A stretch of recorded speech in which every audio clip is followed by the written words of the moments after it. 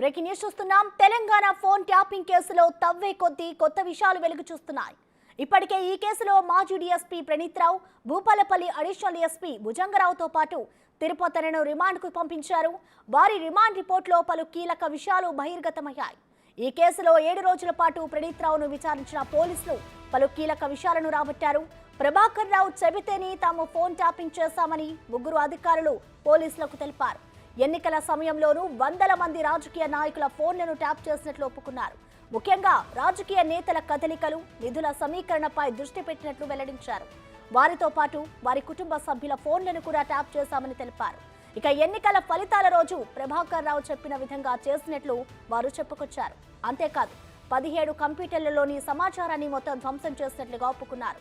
Hard డిస్కులు, ప్రధాన device ని కట్టర్తో ముక్కలు ముక్కలుగా కట్ చేసినట్లు వెల్లడించారు. వాటన్నిటినీ మూసీ నదిలో పడేసినట్లుగా వివరించారు. ఇక 2 లాకర్ రూమ్లలో ఉన్న డాక్యుమెంట్లన్నింటినీ తగలబెట్టినట్లు తెలిపారు.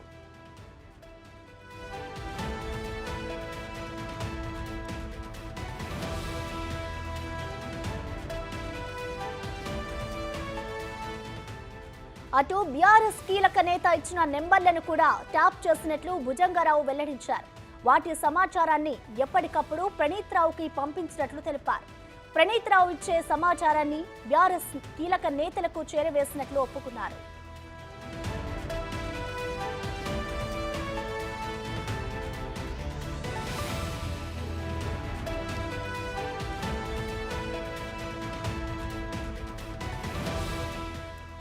అటు మాజీ టాస్క్ ఫోర్స్ డీసీపీ రాధాకిషన్ రావు ఇచ్చిన నెంబర్లను ప్రణీత్ రావుకి ఇచ్చినట్లు తిరుపతన్న వెల్లడించారు.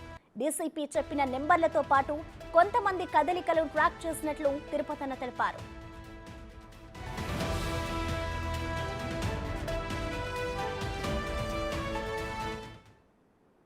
దీనికి సంబంధించిన కంప్లీట్ డీటెయిల్స్ మా ప్రతినిధి రానా లైవ్ ద్వారా అందిస్తారు.